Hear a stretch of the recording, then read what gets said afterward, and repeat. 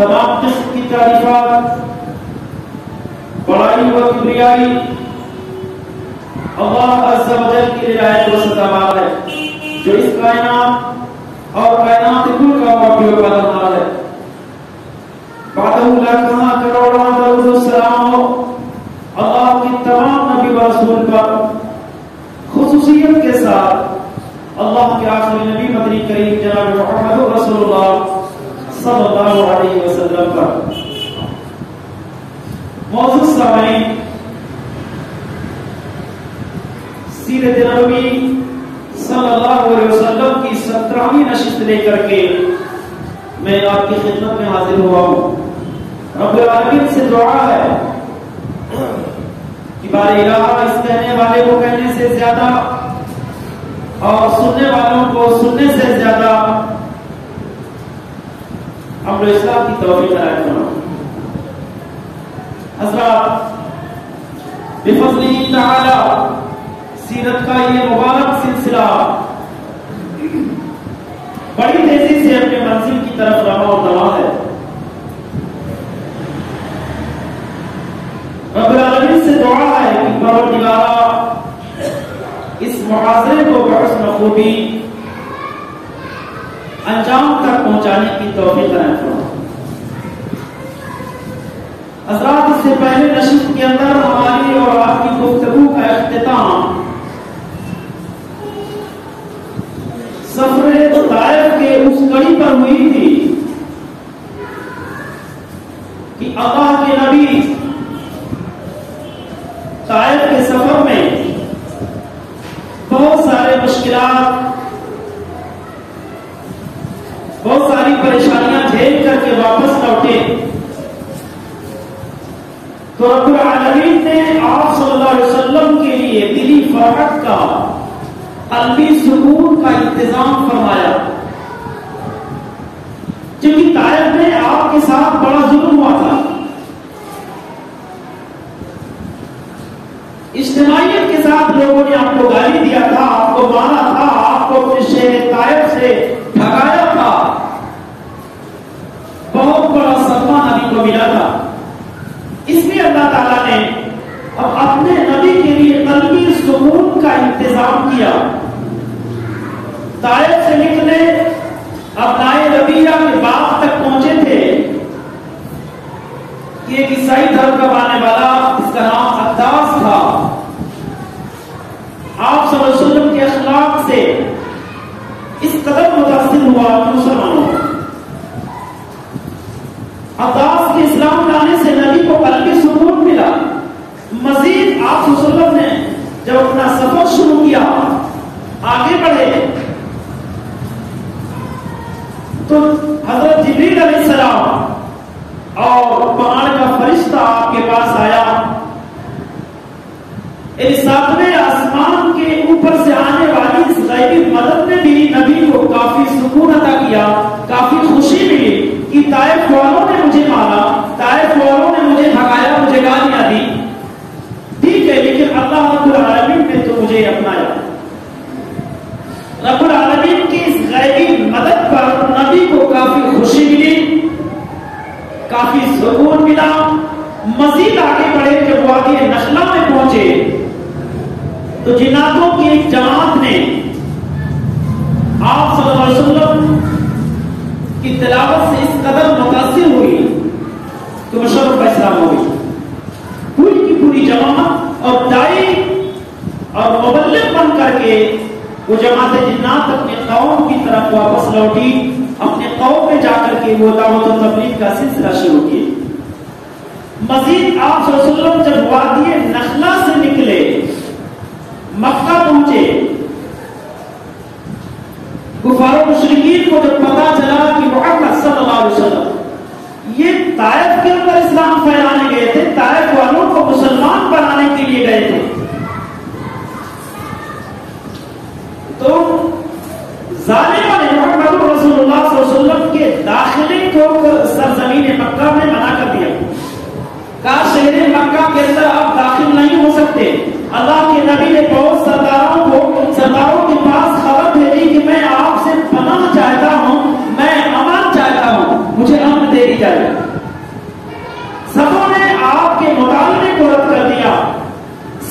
مطعم بن عدی کے. اس کے پاس جب آپ صلی اللہ علیہ وسلم نے اعمال کا مطالعہ کیا، بالفعل تیار ہو گیا، اسلحہ پہنا، اسلحوں سے لیس ہو کر کے اپنے بچوں کو بلایا، خاندان کے لوگوں کو بلایا اور مجلس تک کہا دیکھو میں نے محمد کو پناہ دی صلی اللہ علیہ وسلم.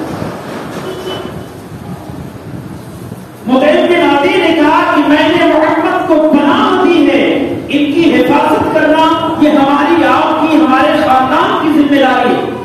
اپنے بچوں کو اسلحے سے لیس کیا، خاندان کے لوگوں کو بھی اسلحے سے لیس کیا اور مسجد حرم کے پاس بھیجا کہ وہاں جا کر کے پہلے سے پہرا دو تاکہ محمد کو کوئی تکلیف نہ پہنچا سکے. کافر ہوتے ہوئے بھی مطعم بن عدی کے اندر اس قدر اسلام سے ہمدردی، اسلام کے تعلق سے اس قدر نرمی. آج بھی ہمارے سماج میں بہت سارے مطعم بن عدی ہمیں ملیں گے، تلاشنے کی ضرورت ہے، جو کافر اور مشرک ہوتے ہوئے بھی اسلام کے تعلق سے ان کے خیالات، ان کے افکار و نظریات، ان کی سوچ جو ہے پازیٹیو ہے. ایسے مثبت سوچ رکھنے والے ہمارے سماج میں بہت سارے مطعم بن عدی، بہت سارے ابو طالب اور بہت سارے گورنر نامی شخصیتیں موجود ہیں. ذمہ داری ہماری ہے کہ ایسے شخصیتوں کو تلاشیں کہ وہ کون شخص ہے جو کافر ہوتے ہوئے بھی اسلام کے تعلق سے اپنے دل میں اسلام کے لیے محبت رکھتا ہے، مسلمانوں کے لیے نرمی رکھتا ہے، مسلمانوں کے لیے جو ہے اس کے دل میں جگہ باقی ہے. مطعم بن عدی اپنے گھوڑے پر سوار ہوا، شہر مکہ میں اعلان کروایا کہ مکہ والوں سن لو، میں نے محمد رسول اللہ کو پناہ دے دی. اللہ اکبر. اور صرف اعلان نہ کیا یارو، بلکہ محمد رسول اللہ صلی اللہ علیہ وسلم کے ساتھ باڈی گارڈ بن کر کے، ایک سیکورٹی سپاہی بن کر کے اور اس کی پوری فیملی فوج بن کر کے محمد رسول اللہ صلی اللہ علیہ وسلم کی حفاظت کرتی رہی. اللہ کے نبی خانہ کعبہ کے اندر گئے، حجر اسود کا بوسہ لیا اور اس کے بعد 2 رکعت نفلی نماز پڑھی، وہاں سے اپنے گھر آئے. کتنا بڑا احسان مطعم بن عدی نے محمد رسول اللہ صلی اللہ علیہ وسلم کے ساتھ کیا. لیکن تکلیف کی بات یہ ہے کہ اسلام جیسی قیمتی دولت سے مطعم بن عدی محروم رہا، کلمہ نہ پڑھ سکا، کفر کی حالت میں وفات پائی. ہاں اس کے لڑکے جبیر ابن مطعم رضی اللہ تعالیٰ عنہ وشرف اسلام بھی. مطعم بن عدی کے بیٹے جبیر ابن مطعم یہ مشرف اسلام ہوئے اور نہ صرف مسلمان بلکہ صحابی رسول ہونے کا شرف بھی ہو گیا. آپ صلی اللہ علیہ وسلم نے مطعم بن عدی کے احسان کو اس قدر یاد رکھا، اس کے حسن و سلوک کو اس قدر جو ہے مانا اور جانا اور اس کو مقام بھی عطا کیا کہ جب آپ مکہ سے ہجرت کر کے مدینہ گئے اور وہاں جانے کے بعد اسلام اور کفر کی لڑائی ہوئی، غزوہ بدر کا معرکہ پیش آیا. اس غزوے میں مسلمانوں نے 70 کفار کو قیدی بنایا، قیدی بنا کر کے مدینہ لائے. ان کے لڑکے حضرت جبیر رضی اللہ تعالیٰ عنہ نے اللہ کے نبی سے کچھ قیدیوں کی رہائی کے لیے مطالبہ کیا. اللہ کے نبی نے برجستہ ان کے والد مطعم بن عدی کے احسانات کو یاد کیا اور نہ صرف یاد کیا بلکہ اپنے زبان مبارکہ سے سراہا بھی، برجستہ کہا لو کان المطعم بن عدی حیا ثم کلمنی هؤلاء نتنا لترکتهم له. اگر مطعم بن عدی زندہ ہوتے ان قیدیوں کے بارے میں ایک لفظ بھی کہتے تھے، اللہ کی قسم تمام قیدیوں کو میرے کرتے تھے، عذاب کرتے تھے. اسلام میں احسان کا بدلہ احسان، اس کی تعلیم دیتا ہے مذہب اسلام ہے. اور آپ کو اور اپنے ماننے والوں کو آپ کے ساتھ اگر کوئی احسان کرتا ہے تو آپ اس کے ساتھ احسان کرو. احسان کا بدلہ احسان. احسان فراموشی یہ ایمان والوں کے شان کے خلاف. بہرحال سفر طائف سے واپس آنے کے بعد جون کے آخر میں یا جولائی کے شروع میں 629 عیسوی مطابق ذی قعدہ سن 10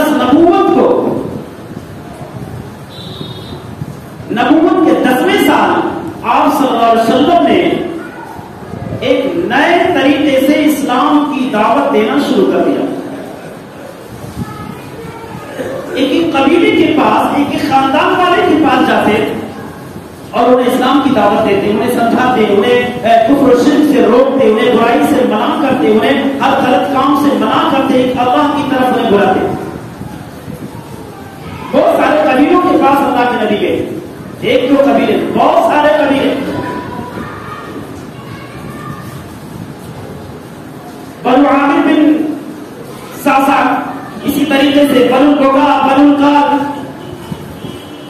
غسان، مرہ، حلیفہ، سلیم، بہت سارے قبیلے وہاں موجود تھے. سب کے پاس آپ صلی اللہ علیہ وسلم جا کر کے انہیں اسلام کی دعوت دی، لیکن کوئی بھی ماننے کے لیے تیار نہ ہوا، سب انکار کرتے رہے. ایک قبیلے کے لوگ بھی مسلمان نہیں ہوئے، سب آپ صلی اللہ علیہ وسلم کی مخالفت کرتے رہے، آپ صلی اللہ علیہ وسلم پر ظلم اٹھاتے رہے. اس کے بعد آپ صلی اللہ علیہ وسلم نے ایک دوسرا طریقہ اختیار کیا کہ چلو اب انفرادی طور پر قبیلے والوں کو ہم نے دعوت دی، اب شخصیات کو بھی دعوت دے دیتے ہیں، انفرادی طور پر بھی دعوت دیتے ہیں. حج کے ایام تھے، آپ صلی اللہ علیہ وسلم نے سوچا کہ مکے سے باہر کے لوگ یہاں زائرین کا وفد آنے والا ہے حج اور عمرہ کے غرض سے، کیوں نہ ان سے بھرپور فائدہ اٹھائے اور اسلام کی دعوت دیں. انفرادی طور پر آپ صلی اللہ علیہ وسلم نے لوگوں کو دعوت دینی شروع کی. سہیل بن صامت رضی اللہ تعالیٰ عنہ ایک صحابی رسول ہیں، ابھی مسلمان نہیں ہوئے تھے، بڑے جانے مانے شاعر تھے. شعر گوئی میں بڑی مہارت تھی، شعر گوئی، پختگی اور شرف و نسب کی وجہ سے ان کے گاؤں اور شہر کے لوگوں نے انہیں کامل کا خطاب دیا تھا کہ یہ کامل ہیں. سہیل بن صامت رضی اللہ تعالیٰ، اللہ کے نبی نے ان سے ملاقات کیا، بڑے مشہور آدمی تھے. ملاقات کر کے نبی نے انہیں اسلام کی دعوت دی. سہیل بن صامت نے کہا کہ محمد صلی اللہ علیہ وسلم، ارے تمہارے پاس بھی کلام ہے جیسا کہ میرے پاس ہے. اللہ کے نبی نے کہا سہیل تمہارے پاس کیسا کلام ہے؟ حضرت سہیل نے کہا کہ میرے پاس حکمت لقمان ہے، لقمان کی حکمت کی کتاب میرے پاس موجود ہے. اللہ کے نبی نے کہا اچھا پڑھ کر کے سناؤ. سہیل بن صامت رضی اللہ تعالیٰ عنہ پڑھنے لگے. اللہ کے نبی نے کہا سہیل یقیناً بڑا اچھا کلام ہے، لیکن میرے پاس جو کلام ہے وہ کلام اس سے بھی زیادہ بہتر ہے، آپ ذرا سنو. وہ قرآن ہے جو قرآن رب نے مجھ پر نازل کیا ہے، اس سے بہتر ہے. ایک مرتبہ آپ سنیے. سہیل نے کہا پھر محمد سناؤ صلی اللہ علیہ وسلم. اللہ کے نبی قرآن پڑھنا شروع کر دیے. حضرت سہیل بن صامت رضی اللہ تعالیٰ نے کہا اللہ کے نبی بس کیجیے، اب مجھے کلمہ پڑھا دو. مسلمان ہو گئے. ان کا تعلق سرزمین مدینہ سے تھا، یہ یثرب کے رہنے والے تھے. اور اسی طریقے سے ایاس بن معاذ، ان کے پاس اللہ کے نبی گئے، ان کو بھی اسلام کی دعوت دی، یہ بھی اسلام قبول کر لیے. یہ دونوں لوگ، اور اتنے سارے لوگ، زائرین اتنے لوگ تھے، حج اور عمرہ کرنے والوں کی تعداد کافی تھی. ان میں سے صرف دو لوگ مشرف با اسلام ہوئے، ایک سہیل بن صامت اور دوسرے ایاس بن معاذ. اور یہ اسلام قبول کر کے یثرب میں آئے. وہاں آ کر کے نبی کائنات جناب محمد رسول اللہ صلی اللہ علیہ وسلم کی بعثت کا چرچا کیا کہ آخری نبی جو ہے آ چکے ہیں، آخری نبی مکہ کے اندر ظاہر ہو چکے ہیں، ان کی دعوت ہم نے قبول کی ہے. ابو ذر غفاری رضی اللہ تعالیٰ عنہ نے جب سنا کہ آخری نبی کی بعثت ہو چکی ہے، اپنے بھائی کو مکہ بھیجا نبی کے حال کے لیے کہ جا کر کے حالات کا جائزہ لو، کیا یہ لوگ سچ کہہ رہے؟ ان کا بھائی آیا، مکہ کی گلیوں میں گھما، محمد رسول اللہ سے ملاقات کیا، واپس گیا، کہنے لگے بھیا یقیناً ایک ایسے آدمی سے ملاقات کی اللہ کی قسم جو حق کی دعوت دیتا اور برائی سے روکتا. ابو ذر غفاری رضی اللہ تعالیٰ کہہ رہے کہ مجھے یقین نہیں آتا، مطمئن نہیں ہوئی اس خبر سے. انہوں نے توشہ ڈال لیا، یعنی سفر کے کچھ اخراجات لیے اور لاٹھی لی. اب تو لاٹھی کا زمانہ ہی نہیں ہے، بائک پر بیٹھے، بس پہ بیٹھے، گاڑی پہ بیٹھے نکل گئے. ماضی میں ہمارے اجداد ہمارے پرکھے جب نکلتے پیدل کا جب زمانہ تھا تو لاٹیاں لے کر نکلتے تھے. لاٹھی لے کر کے نکلے مکہ آئے. کون؟ ابو ذر غفاری رضی اللہ تعالیٰ. مکہ آئے, مسجد حرم میں انہوں نے قیام کیا. اب جو بھی کھانے پینے کی چیزیں لائے تھے سب راستے میں ختم ہو گئے تھے, کچھ بچے نہیں تھے. ہاں مکہ میں خانہ کعبہ کے اندر انہوں نے جو قیام کیا وہاں ٹھہرے. صرف زمزم کا پانی تھا, وہی کھاتے تھے, وہی پیتے تھے, اس سے اپنی پیاس اور بھوک ختم کرتے تھے. کئی دن تک ٹھہرے رہے. حالات اس قدر دگرگوں تھے, اس قدر خطرناک تھے کہ اس دور میں, اس سماج میں محمد رسول اللہ کا نام لینا اپنے ماؤں کو دعوت دینا تھا. سمجھ میں نہیں آ رہا تھا ابو ذر غفاری کو کہ میں کیسے پتہ لگاؤں محمد کون ہے, آخری نبی کون ہے, وہ کہاں ہے, وہ کیسے ہے, وہ کون ہے, کہاں رہتے ہیں. مکے کے خانہ کعبہ میں ٹھہرے ہوئے ہیں, بہت سارے لوگ آتے جاتے ہیں, لیکن ہمت نہیں ہو رہی ہے کہ کسی سے محمد رسول اللہ کے بارے میں پوچھ لیں. حضرت علی رضی اللہ تعالیٰ نے کئی مرتبہ کو دیکھا. حضرت علی نے محسوس کیا ہو نہ ہو یہ کوئی اجنبی ہے. کئی دن دیکھے, ایک دن پوچھے آپ ہیں کون؟ ایسا لگ رہا کہ آپ کوئی اجنبی ہیں, باہر کے رہنے والے ہیں. ابو ذر غفاری نے کہا کہ میں غفار کا رہنے والا, قبیلے غفار سے میرا تعلق, میرا نام ابو ذر ہے, اور میں نے سنا کہ محمد نامی شخص ہے جو نمودار ہوا ہے, اپنے آپ کو نبی کہتا, تو میں تحقیق کے لیے آیا ہوا ہے. لیکن یاد رکھنا, علی اس معاملے کو راز میں رکھنا, کسی سے بتانا نہیں. حضرت علی نے کہا بے خبر, بے فکر. حضرت علی نے کہا کہ میں بھی انہی کے پاس جا رہا ہوں, آپ کو ملنا ہے تو میرے پیچھے پیچھے آئیے. اور یاد رکھنا, کوئی ایسا آدمی اگر مجھے نظر آئے جس سے آپ کے لیے خطرہ ہے, تو میں راستے کے سائڈ میں ہو جاؤں گا. یوں لگے گا کہ کوئی راستے کے کنارے پیشاب کر رہا ہے, یا یوں لگے کہ راستے کے کنارے کوئی اپنا جوتا باندھ رہا ہے, اس کا فیتا باندھ رہا ہے, درست کر رہا ہے. اور آپ میرے پیچھے نہ بتانا, آپ راستے پر سیدھا چلتے رہنا, آپ راستہ مت کٹنا. حالات اس قدر ناگفتہ تھے, خطرناک تھے.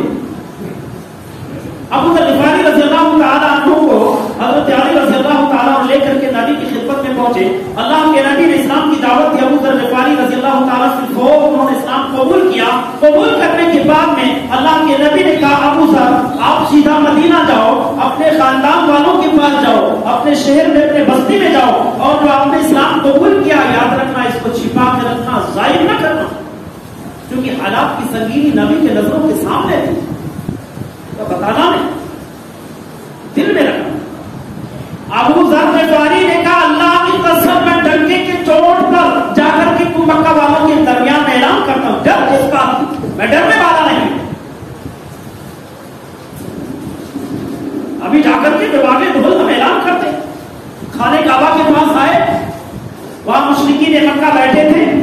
ابو ذر غفاری رضی اللہ تعالیٰ برجستہ کہا کہ لوگوں, اشہد اللہ الہ الا اللہ واشہد ان محمدًا عبدہ ورسولہ. اتنا سننا تھا کہ وہ ظالم جو ہے بھیڑیے کی طرح سے ابو ذر غفاری رضی اللہ تعالیٰ عنہ پر ٹوٹ پڑے اور کافر مارا.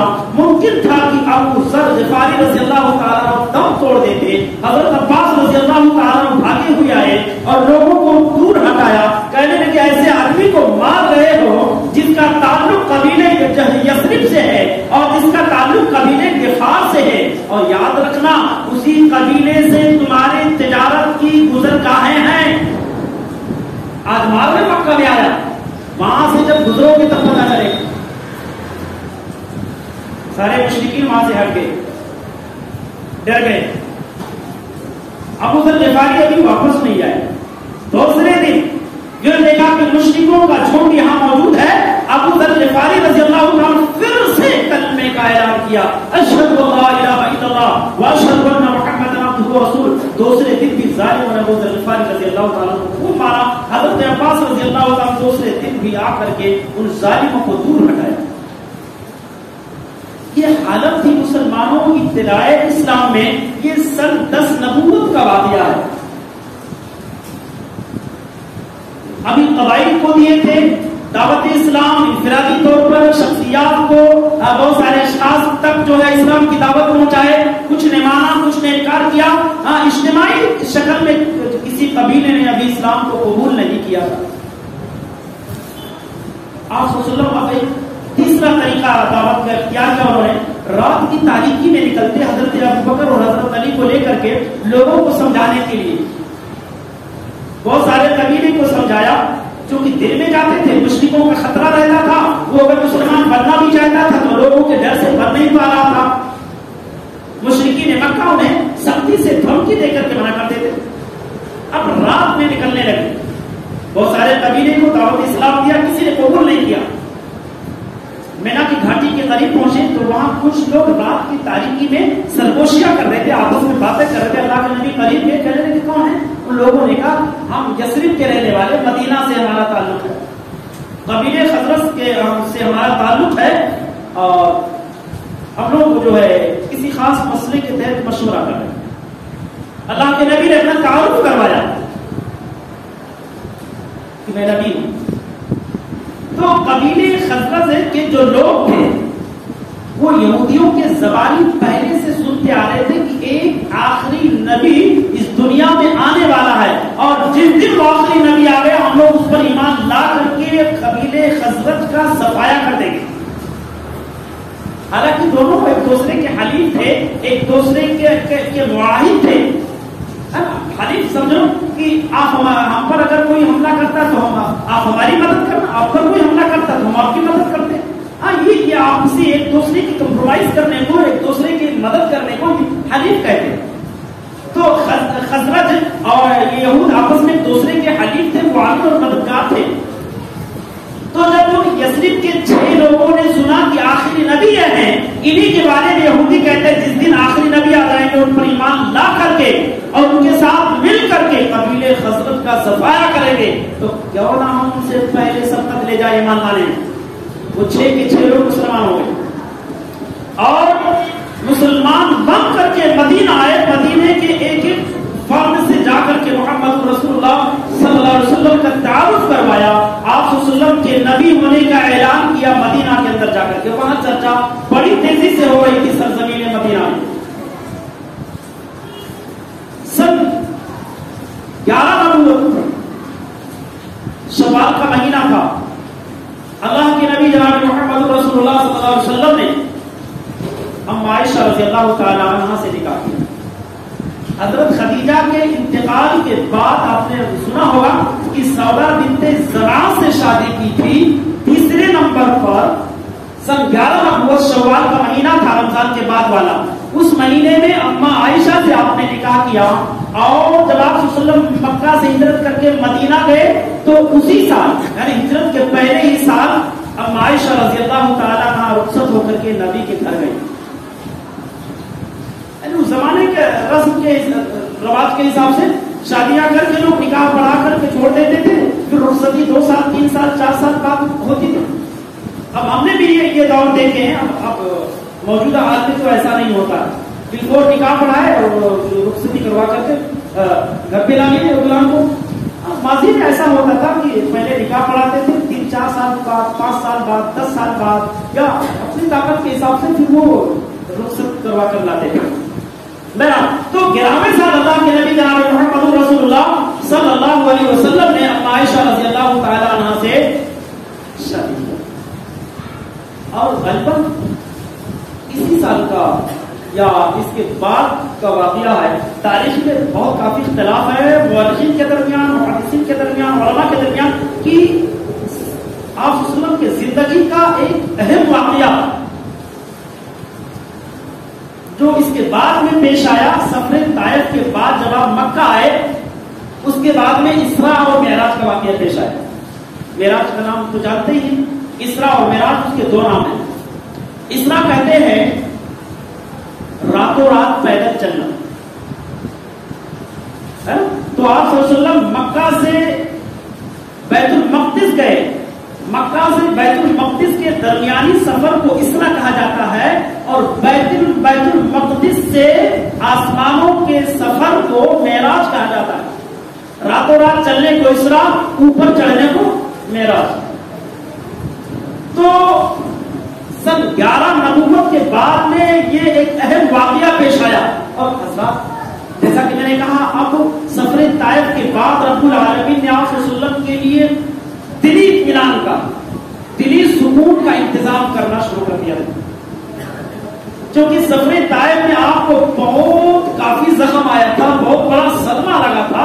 جس کے پاس جاتے تھے گالی دے کر کے بھگاتا تھا، پتھروں سے مار کے بھگاتا تھا. یہ حالت تھی محمد رسول اللہ صلی اللہ علیہ وسلم.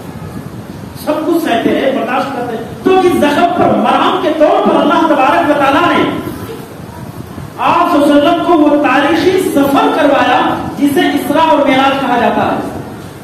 اور تاریخ انسانی کا سب سے تیز رفتار سفر،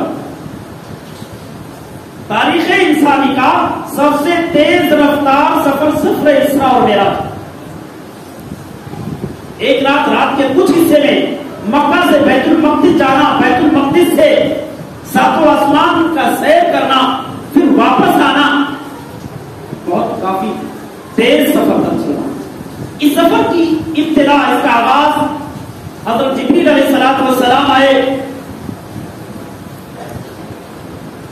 آنے کے بعد شق صدر یعنی سینہ چاک کرنے کا واقعہ پیش آیا. اس سے پہلے میں نے کئی نشستوں پہلے میں نے بتایا تھا کہ شق صدر کا معاملہ بچپن میں پیش آیا تھا. بچپن میں جب دائی حلیمہ کے گھر پر تھے اور اپنے رضائی بھائی بہنوں کے ساتھ کھیل رہے تھے، اس وقت حضرت جبریل علیہ السلام آئے، آپ کو لٹایا، بچوں کے سامنے ہی لٹایا، آپ کا سینہ پھاڑا، آپ کا دل نکالا، جنتی برتن ایک تشت میں رکھا، زمزم کے پانی سے دھلا، پھر اسی جگہ پر بنا دیا. یہ دنیا کا پہلا آپریشن. تو بچپن میں آپ کے ساتھ جو شق صدر کا معاملہ پیش آیا، چونکہ اس کے پیچھے جو حکمت تھی کہ آپ صلی اللہ علیہ وسلم کو بچپن سے لے کر کے نبی بنائے جانے تک 40 سالہ زندگی آپ کو ایک ایسے سماج میں، ایک ایسے معاشرے میں رہنا تھا جب قدم قدم پر برائیاں، قدم قدم پر جہالت، قدم قدم پر شرک و بدعات تھے. ایسے تمام جرائم سے نمٹنے کے لیے اللہ تبارک و تعالیٰ نے آپ جبریل کے ذریعے سے آپ کے دل کو زمزم کے پانی سے دھلوا کر کے اس قابل بنایا تھا تاکہ آنے والے تمام حادثات کا مقابلہ کر سکے، تمام جرائم کا جو ہے مقابلہ کر سکے. اس لیے بچپن میں شق صدر کا واقعہ پیش آیا. اور جب آپ کو جو ہے معراج کرانے کا وقت آیا، اس وقت بھی شق صدر سب سے پہلے حضرت جبریل علیہ السلام جب آئے، آپ کا سینہ پھاڑا، کلیجہ نکالا اور نکال کر کے جنتی تشت میں رکھا، زمزم کے پانی سے دھلا، پھر اسی جگہ پر سل دیا. کیوں؟ اس کے پیچھے بھی حکمت، کیونکہ آپ صلی اللہ علیہ وسلم عالم دنیا سے ایک نئے عالم پر جانے والے تھے. عالم سمائی میں، عالم سماویہ میں آپ جانے والے تھے. اور آپ جانتے ہیں کہ آدمی جیسے اوپر اٹھتا جاتا ہے، جس طرح سے اوپر ہوتا جائے گا اس کو آکسیجن ملنا کم ہو جائے گا. یہاں تک کہ جب کچھ ہی دور جائے گا آکسیجن بالکل بند ہو جاتا ہے اور انسان کے لیے جینا بھی مشکل ہو جاتا ہے. چنانچہ اللہ تبارک و تعالیٰ نے حضرت جبریل کے ذریعے سے آپ کے دل کو دھلوا کر کے تاریخی انسانی کے سب سے تیز سفر کے قابل بنا دیا اور اس قابل بنایا کہ آنے والے عالم کے تمام احوال کو برداشت کر سکے. وہاں آکسیجن نہیں، وہاں انسان کیسے زندہ رہے گا؟ اس لیے اللہ تبارک و تعالیٰ نے اس سے نمٹنے کے لیے کہ بغیر آکسیجن کے بھی انسان جی سکے، بغیر آکسیجن کے انسان باقی رہ سکے، اللہ تبارک و تعالیٰ نے حضرت جبریل کے ذریعے سے آپ کے دل کو کھلوایا زمزم کے پانی سے. اب آپ کے اندر برداشت کرنے کی صلاحیت پیدا ہوگی، برداشت کرنے کا چھمتا ہو گیا. اس کے بعد میں آپ صلی اللہ علیہ وسلم کو اب براق پر بٹھا کر کے مکہ سے بیت المقدس لے جائے گا، جسے اسراء کہتے ہیں. اس درمیانی سفر کو وہاں آپ نے نبیوں کی امامت کرائی. اچھا، نبیوں کی امامت، نبیوں کی زندگی آپ جانتے ہیں کہ وہ ہمارے درمیان موجود نہیں ہیں، اب وہ برزخی زندگی میں. تو نبی جو تھے وہ برزخی زندگی میں تھے، ان کا تعلق علم غیب سے تھا. وہ کس شکل میں تھے، کس طرح تھے، کس جسم کے ساتھ تھے، اس پر ہمیں کوئی تبصرہ نہیں کرنا چاہیے. برزخی زندگی میں وہ تھے. ان کے زندگی کا تعلق ان میں گئے تھے، کیسے تھے کیسے نہیں؟ ہاں، اللہ کے نبی نے وہاں پر انبیاء کرام کی امامت کرائی، اور امامت کرانے کے بعد پھر اب ساتوں آسمان کا سیر کیا۔ آسمانوں پر اللہ کے نبی سے مختلف نبیوں کی ملاقات ہوئی، جیسا کہ پہلے آسمان پر آپ سن چکے حضرت آدم علیہ السلام سے ملاقات ہوئی، دوسرے آسمان پر یحییٰ بن زکریا اور عیسیٰ ابن مریم علیہ السلام سے ملاقات ہوئی، تیسرے آسمان پر حضرت یوسف علیہ السلام سے، چوتھے آسمان پر حضرت ہارون علیہ السلام سے، ادریس علیہ السلام سے، پانچویں پر حضرت ہارون سے، چھٹے پر حضرت موسیٰ سے، اور ساتویں پر حضرت ابراہیم علیہ السلام سے ملاقات کیا۔ ملاقات کرنے کے بعد میں حضرت جبریل علیہ السلام آپ کو سدرہ تک لے گئے۔ سدرہ یہ وہ جھاڑ، یہ وہ درخت ہے جو حضرت جبریل علیہ السلام کے قدموں کی انتہا ہے، وہاں سے آگے نہیں جا سکتے۔ اور وہیں پر آپ صلی اللہ علیہ وسلم کو بیت معمور بھی دکھایا گیا، یعنی فرشتوں کا وہ عبادت خانہ۔ اللہ کے نبی نے ارشاد فرمایا کہ جس گھر کے اندر روزانہ 70,000 فرشتے اللہ کی عبادت کے لیے جاتے ہیں اور دوبارہ قیامت تک ان کی باری نہیں آئے گی کہ وہ اس گھر میں داخل ہو سکے۔ اب اندازہ لگاؤ کہ فرشتوں کی تعداد کتنی زیادہ، روزانہ 70,000 فرشتے، اور قیامت تک اس فرشتے کی باری آنے والے نہیں ہے۔ سدرہ تک پہنچے، حضرت جبریل نے اللہ کے نبی سے کہا کہ محمد اب یہاں سے آگے جانے کی اجازت مجھے نہیں۔ اللہ اکبر، یہاں تک اللہ کے نبی فرشتوں کے واسطے میں تھے، اب اس کے آگے فرشتوں کا واسطہ ختم، ڈائریکٹ اللہ رب العالمین کے واسطے میں ہوئے، جیسے کہ حضرت موسیٰ علیہ السلام اللہ تعالیٰ سے ہم کلام ہوتے تھے طور پر جا کر کے، ایسے اللہ کے نبی جناب محمد رسول اللہ صلی اللہ علیہ وسلم کو بھی یہ شرف ملا کہ ڈائریکٹ اللہ کے واسطے میں ہوئے، رب العالمین سے ہم کلام ہوئے، واپس آنے لگے۔ حضرت موسیٰ سے ملاقات ہوئی، حضرت موسیٰ علیہ السلام نے کہا محمد تو اللہ نے کچھ کہا، کچھ حکم دیا آپ کو؟ اللہ کے نبی نے کہا 50 وقت کی نمازیں دیا ہے، وہ نمازیں لے کر میں جا رہا ہوں امتیوں کے لیے۔ حضرت موسیٰ نے کہا ہے محمد آپ کی امت اتنی طاقت نہیں رکھتی، بڑی کمزور ہے، 50 وقت تو میری امت ادا نہیں کر پائی، آپ کی امت کیسے ادا کر پائے گی؟ آپ جاؤ اور تخفیف کے لیے سفارش کرو اللہ تعالیٰ سے، سفارش کرو کہ کم کر دے، ہلکا کر دے، یہ بہت زیادہ ہے۔ اللہ کے نبی گئے، اللہ تعالیٰ سے سفارش کیے، اللہ تعالیٰ نے 10 وقت کی نمازیں کم کر دی، 40 لے کر کے آئے۔ حضرت موسیٰ ملے، حضرت موسیٰ کو جب بتایا کہ 40 وقت کی نمازیں اب ہیں، انہوں نے کہا محمد بہت زیادہ، ابھی واپس جاؤ۔ حضرت موسیٰ علیہ السلام کے کہنے پر اللہ کے نبی جناب محمد رسول اللہ صلی اللہ علیہ وسلم بار بار اللہ کے پاس آتے جاتے رہے، سفارش کرتے رہے، یہاں تک کہ صرف 5 وقت کی نمازیں باقی بچی، وہ 5 وقت کی نمازیں لے کر کے آئے۔ حضرت موسیٰ سے کہا اب 5 وقت کی نمازیں، حضرت موسیٰ نے کہا ہے محمد ابھی بھی زیادہ ہے۔ آپ اندازہ لگاؤ یار، 5 وقت کی نمازیں کتنی بھاری اور کتنی بوجھل ہمارے لیے، افسوس کی بات ہے۔ اور وہ نبی کتنے خیر خواہ تھے اپنی امت کے، اور اس قدر امت کی محبت محمد رسول اللہ صلی اللہ علیہ وسلم کے دل میں بھری ہوئی تھی، 50 وقت کی نمازوں کو اللہ سے سفارش کر کے 5 وقت کروائے۔ حضرت موسیٰ نے کہا ہے محمد ابھی بھی زیادہ ہے، اللہ کے نبی نے کہا ہے موسیٰ مجھے شرم آتی ہے اللہ کے پاس جاتے ہوئے، اب میں نہیں جا سکتا۔ 5 وقت کی نمازیں لے کر آنے لگے، غیب سے آواز آئی اے محمد اگرچہ 5 وقت کی نمازیں ہم نے فرض کی ہے تیری امت پر، لیکن یاد رکھنا اگر تیری امت یہ 5 وقت کی نمازیں ادا کرے گی تو میں 50 وقت کی نمازوں کا ثواب لکھوں گا۔ اللہ، لیکن ہماری اور آپ کی بدنصیبی یہ ہو کہ 5 وقت کی نماز بھی ہم سے ادا نہیں ہو پاتی۔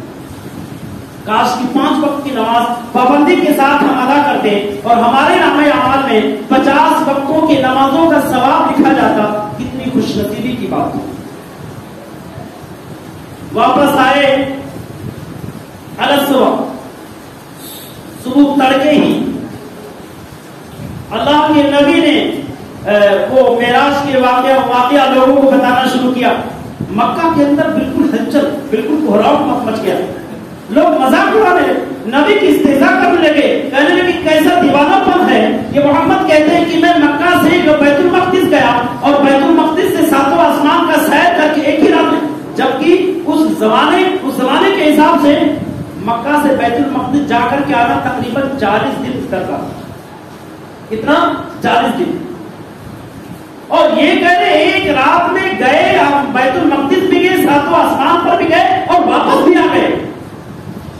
ابو جہل اٹھا، ابو بکر کے پاس آیا، بہت بڑا پوائنٹ لے کر نبی کو رسوا کرنے کے لیے بہت بڑا پوائنٹ لے کر آیا، کہنے لگا ابو بکر یہ بتاؤ اگر کوئی یہ کہے کہ میں ایک ہی رات میں مکہ سے بیت المقدس جا کے واپس آ گیا، مانو گے؟ ایسا ہو؟ ابو بکر نے کہا ناممکن، ابو بکر نے کہا یہ ناممکن ہے۔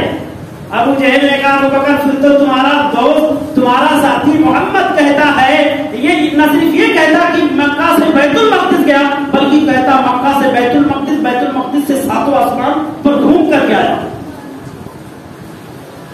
بلا تعمل بلا توقف ابو بکر نے جیسے سنا کہ محمد رسول اللہ نے کہا ہے، حضرت ابو بکر نے کہا اگر محمد نے کہا ہے تو سب سے پہلے میں ایمان لاتا ہوں، سب سے پہلے میں تصدیق کرتا ہوں یہ سچ ہے۔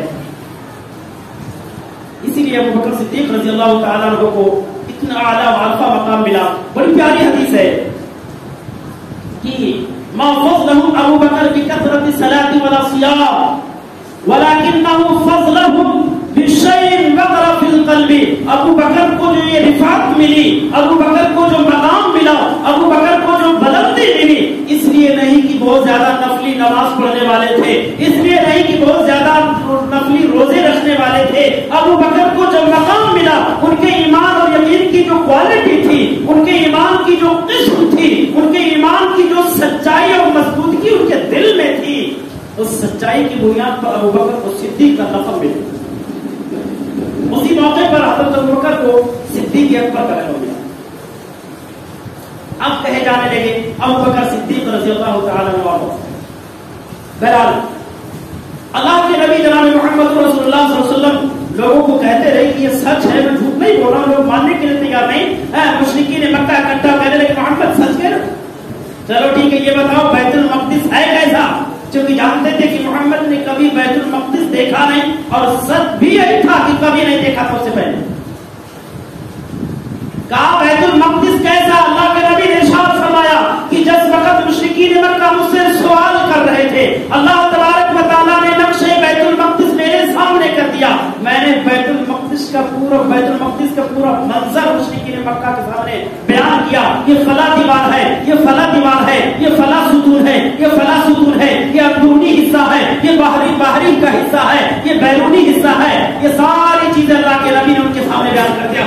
ابھی بھی وہ ظالم یقین نہیں کر رہے تھے۔ اللہ کے نبی نے کہا اگر تمہیں یقین نہیں ہے ایک اور چیز بطور ثبوت میں پیش کرتا ہوں، میں جب معراج پر جا رہا تھا، جاتے ہوئے بھی آتے ہوئے بھی تمہارا فلاں تجارتی قافلہ فلاں جگہ ٹھہرا ہوا ہے وہ بھی مجھے ملا، اور ابھی بھی یقین نہیں ہے تو اسی قافلے کا ایک اونٹ بلک کر بھاگ گیا تھا، میں نے اس قافلے کو بتایا کہ تمہارا اونٹ فلاں جگہ ہے، ابھی بھی یقین نہیں ہے تو میں نے اسی قافلے کا کہ مشکیزے کا پانی بھی پیا، قافلے کے لوگ سو رہے تھے، پانی وہاں رکھا ہوا تھا مشکیزے میں نے برتن ہٹایا، پانی پیا اور ویسے برتن اس پر رکھ دیا، اور یاد رکھنا وہ قافلہ فلاں دن تک مکہ میں آنے والا ہے۔ اس طرح سے اللہ کے نبی جناب محمد رسول اللہ صلی اللہ علیہ وسلم نے مشرکین مکہ کے سامنے احوال سب کا اسراء و معراج بیان کیا۔ اور حضرات وقت تو اس اسراء اور معراج کے پیچھے حکمت کیا تھی، کیوں کرایا گیا؟ قرآن مجید کے اندر اللہ تعالیٰ نے ارشاد فرمایا سب سے پہلی حکمت لنریہ من آیاتنا، اس لیے کہ اللہ تبارک و تعالیٰ اپنے نبی کو کچھ نشانیاں دکھا سکے تاکہ دنیا کے لوگوں کو بتا سکے، لنریہ من آیاتنا، تاکہ رب العالمین اپنے نبی کو کچھ نشانیاں بتا سکے، دکھا سکے۔ آپ نے سنا ہوگا کہ اللہ کے نبی معراج میں جب گئے تو آپ کے سامنے دودھ اور شراب پیش کیا گیا، اللہ کے نبی نے دودھ لیا اور شراب چھوڑ دیا۔ آپ نے یہ بھی سنا کہ اللہ کے نبی سفر معراج میں دارالغ جہنم کو دیکھا، آپ نے یہ بھی سنا کہ اللہ کے نبی سفر معراج میں جنت اور جہنم کو بھی دیکھا، آپ نے یہ بھی سنا کہ اللہ کے نبی اسی سفر میں کچھ ایسے لوگوں کو دیکھا جن کے ہونٹ اور وہ اپنے اس منہ میں پتھر کے مانند آگ کے انگارے ڈالتے رہے اور وہ پتھر کے مانند آگ کے انگارے ان کے شرمگاہ سے سرین سے نیچے گرتے رہے. یہ کون لوگ تھے؟ یہ وہ لوگ تھے جو یتیموں کا مال ناحق کھاتے ہیں، جو کمزوروں کا، غریبوں کا یا کسی بھی شخص کا مال ظلماً، قہراً، زبردستی، غلط طریقے سے چھین کر کھا لیتے ہیں. آج ہمارے سماج اور معاشرے میں ایسے بہت سارے لوگ ملیں گے. قرآن کہتا ہے وَلَا تَأْكُلُوا أَمْوَالَكُمْ وَلَا تَأْكُلُوا أَمْوَالَكُمْ بَيْنَكُمْ بِالْبَاطِلِ وَتُدْلُوا بِهَا إِلَى الْحُكَامِ. دنیا کے لوگوں ایک دوسرے کا مال باطل طریقے سے نہ کھاؤ، اور ایسا نہ ہو کہ اپنے حکماء کو، ادھیکاریوں اور افسروں کو کچھ رشوت دے کر کے غیروں کا، دوسروں کا مال ہڑپ لو. ایسا بھی ہو، رشوت دے کر مال بھی مت چھینو کسی کا، اور غلط طریقے سے کسی کا مال مت کھاؤ. تو اللہ کے نبی نے ایسے جو ہے لوگوں کو دیکھا جو دوسروں کا مال، یتیموں کا مال ناجائز طریقے سے ظلماً اور قہراً دنیا میں کھاتے رہے. آخرت میں ان کا انجام کیا ہوا؟ اپنے منہ میں آگ کے انگارے ڈال رہے ہیں، اور وہی آگ کا انگارہ ان کے جو ہے سرین یعنی پیچھے کے راستے سے نکل رہے ہیں. آپ صلی اللہ علیہ وسلم نے یہ بھی دیکھا کہ کچھ لوگ تھے جو سود کھور تھے، سودی کاروبار کرنے والے بہت ہیں، سود کھاتے تھے. ان کا انجام کیا تھا؟ اللہ کے نبی نے دیکھا ان کے پیٹ، ان کے توند اتنے بڑے بڑے تھے کہ وہ ہل بھی نہیں سکتے تھے، اپنے جگہ پر پڑے تھے، اور آلے فرعون کو ان کے اوپر سے لے جایا جا رہا تھا. تو اللہ کے نبی نے اس طرح سے بہت ساری نشانیاں دیکھی. تو سفر اسراء اور معراج کے پیچھے سب سے پہلی حکمت کہ اللہ تبارک و تعالیٰ اپنے نبی کو کچھ علامات، کچھ نشانیاں دکھا سکتے. اور دوسری حکمت علماء نے بیان کی ہے کہ سفر طائف میں آپ کو جو بھاری زخم لگا تھا، اس زخم پر مرہم کے طور پر اللہ رب العالمین نے اپنے قریب بلا لیا تاکہ میرے نبی کو قلبی سکون ملے. اور یاد رکھنا یار، اس سے ہمیں اور آپ کو بہت بڑا میسج ملتا ہے کہ دنیا والے اگر آپ کو مارے، دنیا والے اگر آپ کا دل دکھائے، آپ کے شان میں گستاخی کرے، آپ اللہ سے قریب ہو جاؤ. دنیا کے کورٹ اور کچہریوں کا چکر نہ لگائے، دنیا کے درباروں میں اللہ رب العالمین کو سیدھا اللہ رب العالمین کو پکارے، اللہ سے قریب ہو جائے. اللہ کی قسم رب العالمین سارے غم دور کر دے گا، سارے زخم ختم کر دے گا، ساری الجھنیں، سارے سکاٹ ختم کر دے گا.